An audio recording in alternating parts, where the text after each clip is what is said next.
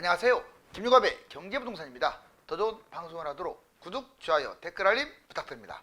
방금 중국 국가부도 선언, IMF 뱅크런 긴급 발령. 중국은 국가부도가 나면 공산주의 시스템이 붕괴되기 때문에 지방정부 디폴트나 건설과 특정 분야 부도로 처리합니다. 중국의 국가부도는 내부 문제와 외부 문제, 사회 요인으로 발생하며 이미 지방정부와 부동산 개발회사 기업들은 연쇄적인 디폴트가 진행 중입니다. 특히 채권과 은행 디폴트, 부동산과 지방정부의 디폴트가 핵심입니다. 중국은 이미 공산주의의 한계에 부딪혔으며 미국과의 관세 및 패권전쟁, 민족 분열이 발생하는 중입니다. 중국의 부양책은 백약이 무효인 상황입니다. 유료상담 010-2616-6276 제가 직접 인스타입니까? 입지를 전해드립니다. 지금 바로 전화 주십시오. 방금 중국 국가부도 선언, IMF 뱅크런 긴급 발령. 시진핑 정말 힘들어하는데 지금 미국과 패권전쟁까지 이어지고 있으니 얼마나 힘들겠습니까? 자, 중국 경제위기론 확산, 경기 부양책 규모 눈덩이. 지금 제가 뭐 디폴트 부도 이런 말 하는 게 아니에요. 한번 뉴스 한번 찍어보세요. 그리고 중앙정부가 디폴트 됐습니다 라고 선언하지는 않습니다. 공산주의라서. 이미 근데 심각하게 지금 은행, 기업, 지방정부 좀 디폴트 상황 맞잖아요. 자, 내부 문제. 부동산 버블, 공급 과잉과 가격 하락. 지금 하락 위기가 아니라 지금 살릴 수가 없어요. 부동산을 지금. 청년 실업률, 산업도 불안하고 소비 침체 심각합니다. 제조업도 둔화되고 있어요. 생산, 소비, 투자 지금 내수가 완전히 붕괴됐습니다. 내부 문제, 붕괴. 두 번째, 외부 도전. 대외 무역 갈등, 특히 미국하고 갈등이 심하고 주변국이라든가 1대1로 이게 뜻대로 되지 않고 있죠. 중국 이탈, 공급망 탈중국화, 당연히 경쟁력이 지금 약화되고 있어요. 그래서 헐값에 수출을 하고 있는데 수출하면 뭐합니까? 내실이 있어야지. 미국과의 패권전쟁, 이게 지금 중국이 가장 위험한 거예요. 핵심 기술 제재를 하고 있고 폭탄 과세를 때리고 있고. 여러분들 지금 중국이 이제 새로운 AI 그 다음에 각종 첨단 산업에서 미국을 추월하려고 하니 미국이 가만히 있겠습니까? 가뜩이나 그런 기술들을 자체 개발한 게 별로 없어요. 자, 우리나라나 미국이나 일본이나 기타 선진국의 기술을 빼간 거죠. 아주 파렴치한 공산주의입니다. 자, 사회주의, 계층 연령, 비공산당, 젊은 층은 불만이 많아요. 지금 조용한 것 같죠? 중국이 맨날 으쌰으쌰 데모하고요. 지금 체제 붕괴 위협을 느낄 정도로 심하다고 합니다. 인구 감소, 고령화, 복지. 자, 경제 잠재력이 지금 아주 안 좋아요. 악화됐어요. 불확실성도 확산되고 있죠. 이러다 보니 민족이 막 독립하려고 하고 국가가 분할되려고 하고 또 기술 탈취에 대한 제재는 심해지고. 결론적으로 중국은 내부, 외부, 사회 요인으로 지금 국가 부도를 맞이한 상황인데 1997년 IMF 때 그때 우리나라가 국가 부도 정말 IMF 구제금융을 받은 적이 있고요. 자, 그러면 지금 2025년 한번 비교를 해보겠습니다. 여기 지금 주황색 한국, 태국, 말레이, 싱가포르, 인도, 필리핀 여기는 이미 그때 IMF 터진 나라들이에요. 그런데 멀쩡한 일본, 대만, 중국, 인도 얘들은 멀쩡했죠. 문제는 얘들이 같이 이번에는 터질 가능성이 커요. 그리고 이게 아시아에서 끝나지 않습니다. 이제는 미국이 터지니까 전 세계가 경제위기에 휩싸였듯이 자, 중국의 문제는 아시아가 특히 심하겠지만 전 세계 경제, 주식 반토막 날 거고요. 자, 전 세계 경제 위기로 확대될 겁니다. 자, 여기 보시면 중국 지방정부, 개발회사, 기업 디폴트가 도대체 어느 지경이냐.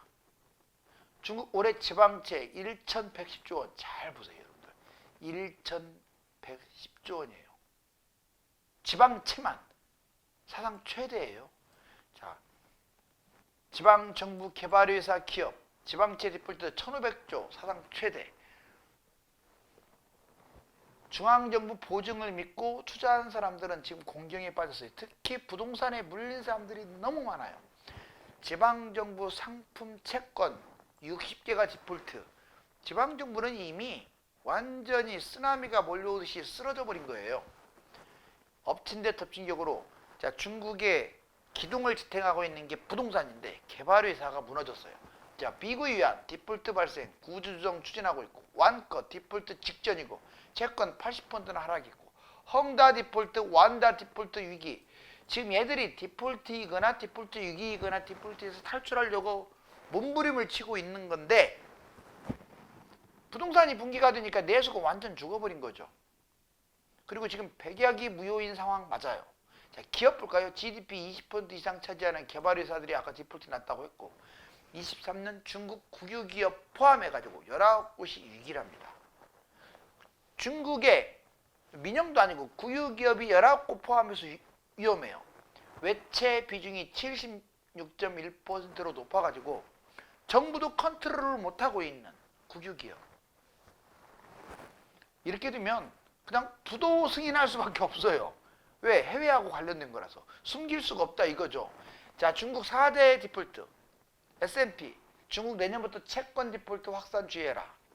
이미 4개 디폴트가 터지고 있어요. 채권, 은행 디폴트, 부동산 디폴트, 정부 디폴트.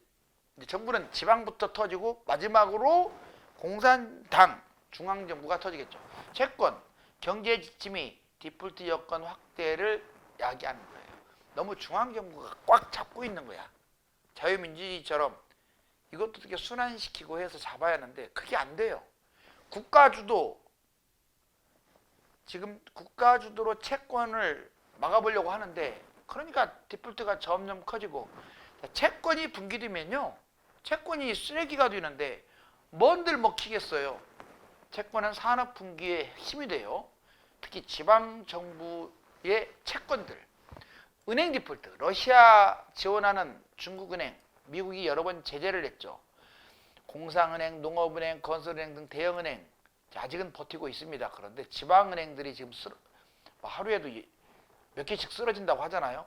은행은 금융 붕괴를 가리키는데, 이렇게 되면 이제 기업과 부동산 이 붕괴가 지방은행으로 이미 번졌어요. 이제 지금 지적하고 있는 공산, 농업, 건설 등 큰 대형은행으로 만약에 이전이 되면, 전이가 되면 난리가 나겠죠. 부동산 디폴트. 부동산 개발이자 디폴트 계속 진행 중이고 사실상 진짜 위험해요. 부동산은 산업 기초, 기둥이 붕괴되는 거예요. 정부 디폴트. 지방 정부가 무너지는데 지방의 기업, 은행이 어떻게 살아나겠어요? 그러면 중앙정부가 미친 듯한 부담에 휩싸여요. 시진핑 내부 반대 세력과 미국 충돌. 자, 시진핑은 이렇게 되면 내부 항상 이때가리가 욕먹는 거잖아요. 자, 그러면 이 지방에 있는 대표자들 또는 국민들, 민민들이라고 하죠. 이 사람들로부터 시진핑이 의심을 받게 되고 내부의 적이죠. 기타 민족이 다른 나라들, 여차하면 독립을 꿈꾸는 나라들, 그 다음에 대외적으로는 미국, 아까도 말했지만 인접국가, 특히 군사적으로 많이 충돌하고 있잖아요. 인도하고도 충돌하고 필리핀, 동남아시아 이쪽. 그리고 1대1로 지금 빚을 못 받고 있죠. 그러니까 중국이 더 힘들죠. 이제 시진핑 중국 최대 위기를 맞이한 거죠. 중국 지방정부 디폴트, 결국 숨은 뇌관이 터졌다. 이게 지방정부 터지면 중앙정부는 선언만 안 할 뿐이지 사실상 디폴트 아니냐 의심을 하고 있죠. 그래서 경제 성장률이나 이런 걸로 드러나고 있어요. 정부 디폴트, 지방정부 특수법인 채무 불이행 지금 연쇄적으로 폭발 중. 지방정부 채무가 6,644조, 1경 이상이에요. 이거 진짜 어마어마한 돈입니다. 중앙정부 공산주의 디폴트설. 결국 위기를 탈출하려고 중앙정부는 이제 갖은 수단 방법을 다 동원할 텐데, 지금 현재 표면적으로 계속 성장률이 낮아지고 있기 때문에 좋아진다라고 할 수 없어요. 신용, 피치, 무디스 이미 부정적 강등했잖아요. 국가 신용등급 강등. 몇 단계를 떨어뜨리냐 보다 방향이 중요해요. 부정적이냐, 긍정적이냐, 또는 떨어졌냐, 안 떨어졌냐, 방향이. 지금 부정적으로 다 강등시키고 계속 지속되고 있죠. 신용등급 하향은 하락폭보다 방향이 중요한 거니까. 위기 요인, 자금이 부족해요. 중국 경제 모멘텀 상실, 투자 추락, 킹달러, 위안화 약세, 경제 불안 가중, 종합적 위기, 성장률, 부동산 폭락, 기업 부도. 지금 이런 부분들이 중국을 옥주고 있어요. 자, 중국 트럼프발 무역 전쟁 견디려면 돈이 얼마 필요한 줄 아세요? 2천조 원이 필요한데, 뭐 누가 그래요? 금이 많다고. 제가 그랬잖아요, 저번에. 미국 금 다 팔아봤자 1조도 안 된, 1조 달러도 안 된다고요. 미국 지금 빚이 36조 달러인데 간에 기별도 안 가네. 그쵸? 1조 달러, 36조 달러. 그거에 비한다면 중국은 인구만 많지 아직 규모가 훨씬 작아요. 그럼에도 불구하고 돈이 없는 상태에서 2천조 원 지원책이 필요하다. 이건 또 더 필요할 것 같아요. 자, 먼저 붕괴 원인의 결과, 공산주의의 한계에 이제 부딪힌 것 같아요. 그동안에는 중국이 긍정적인 요인도 있었어요. 왜? 내수가 받침이 되니까. 내수가 크잖아요. 받침이 돼서 또 공산주의 특유의 어떤 일관성 있는 정책, 이게 잘 맞아 떨어진 거죠. 어떻게 보면은 중국이 여기까지 온 것도 기적이에요. 아무리 내수가 있었다지만. 근데 지금부터는 진정한 1만 달러 돌파하고 선진국이 되려면 여기서부터가 힘든 거죠. 권력은 공산당 목. 부자들 밖으로 빠져나갈 수밖에 없어요. 권력을 얻지를 못하는데. 중앙공산당도 분열되고 있어요. 다민족, 다언어, 민영기업이 한계. 다 국영이 차지하고 있는데 민영기업이 어떻게 살아나겠어요? 미국과 또 패권 경쟁. 이것도 시비를 미국이 걸고 있죠. 미국 무역전쟁 맞서려면 2천조 필요하고, 이거는 시작에 불과합니다. 절대 돈으로 못 이겨요, 미국은. 미 패권 전쟁 이후에도 중국 죽이기를 계속하고 있어요. 왜냐? 미국 입장에서는 만약에 중국이 여기서 무너지지 않으면 절대 중국 못 이깁니다. 중국 못 이기는 건 맞아요. 자, 중국이 지금 발전 속도를 봤을 때 미국은 중국한테 먹힐 가능성이 커요. 그걸 당연히 막으려고 하겠죠, 미국도. 자, 영토 분열, 영토 폭동, 흉노족 돌골개, 티베트 뭐 이런 식으로. 시진핑 1인 붕괴. 자, 지금 붕괴 결과로 바로 이렇게 진행이 된다면 우리나라로서는 최고의 시나리오죠. 여기 보시면 중국의 심각한 경제 지표. 경제 성장 읽어보면 되죠. 자, 21년만 해도 18%까지 찍었던 게 6, 5. 보통 6은 가야 돼요. 6%. 그런데 4, 4, 4. 이것도 못 믿어요. 4%도. 이거 잘못했다가는 2%로 추락하면 그 순간 중국은 끝난 거예요. 중국의 3포인트, 2포인트 성장률은요, 우리나라로 따지면 0포인트대하고 같이 봐야 돼요. 왜? 중국의 국민소득이 낮은 데다가 지금까지 끌어왔던 것들이 있는데 그게 2포인트대로 추락한다는 것은 경제가 무너졌다는 뜻이에요. 자, 제조업 보세요. 심각하지? 제조업 별로 이렇게 회복을 못하고 있죠? 이게 바로 딱 보여주는 자료고, 또 외국이라도 적극적으로 투자를 해야 하는데 누가 중국에 투자하려고 하겠어요? 이제 신뢰를 잃었는데 여기까지 갔다가 뚝 떨어지는 거 보세요. 중국에 투자했더니 다 알맹이 빼먹고, 우리나라 입장에서도 그래요. 완전히 뭐 사드 때 얼마나 보복을 심하게 했습니까? 한류도 막고. 단순히 공산주의 체제를 유지하기 위해서 막는 게 아니라 좀 지나치적으로 이기적으로 막았어요. 중국 회사채 디폴트 규모 추이 와 보세요. 거의 없었어요. 500건도 안 됐어요. 200건, 100건 됐다가 1600건. 이거 미친 거 아니나요? 중국의 문제 8가지를 딱 요약 아주 잘한 게 있어요. 보실래요? 미중 패권 전쟁, 이게 가장 커요. 과도한 부채, 기업 부채가 심각해요. 지금 중국이 왜 이렇게 힘들까요? 특히 부동산으로 인한 부채. 세 번째, 홍콩, 대만 문제, 주변국 국도 문제. 이거에서 자유롭지를 못해요. 그래서 그 주변 국가들로부터 적대화가 되면은요, 진짜 어려워요. 지방정부 기업 디폴트 확산. 지방정부가 좀 살아나야 하는데 다 죽고 있어요. 다 죽었어요. 공산 정권의 한계, 불투명한 경제. 시진핑 혼자서 어떻게 다 하겠어요? 그쵸? 공산당이 아무리 일당 독재로 제대로 끌고 간다 하더라도 이거 진짜 어려운 거죠. 그러면 북한은 진작 선진국 될게요. 인건비 상승, 해외 기업 이탈. 물론 인건비 상승이 가장 크긴 한데 중국이 대처를 못했어요. 정말 귀하게 대접을 해야 할 해외 투자자들을 패대기쳤다고요. 그러니 우리나라도 중국 아예 그냥 버려버리고 동남아 쪽으로 많이 지금 이전하려고 하잖아요. 1대1로 적자, 달러 소진이 심각하고, 자, 부동산 폭락, 특히 이게 결정타였죠. 헝다, 미구이안, 완다, 완커 이런 거. IMF가 지금 뱅크런 경고를 하는데 다음 타자는 중국 아니냐 이런 말도 나와요. 물론 중국은 시스템으로 아마 방어 체제를 갖췄을 것 같긴 한데 뱅크런 안 터지게. 자, IMF 뱅크런, 시스템 붕괴. 자, 관세, 경기 침체, 전쟁 등 불안 요인 증폭. 지금 전 세계, 중국만의 문제가 아니에요. 우리나라도 포함되고 전 세계. 자, 재정 문제, 금융 시스템 붕괴, 뱅크런을 곧바로 유발하겠죠. 미국, 중국, 유로존 등 은행 부실이 지금 심각하거든요. 지금 봉합된 거예요. 예전에 은행 막 터졌잖아요. 대형 은행들.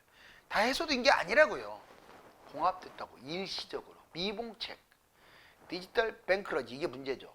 자, 인터넷 뱅킹이 거의 다 이제 전 세계적으로 확대돼서 디지털 뱅크런 위험이 커졌어요.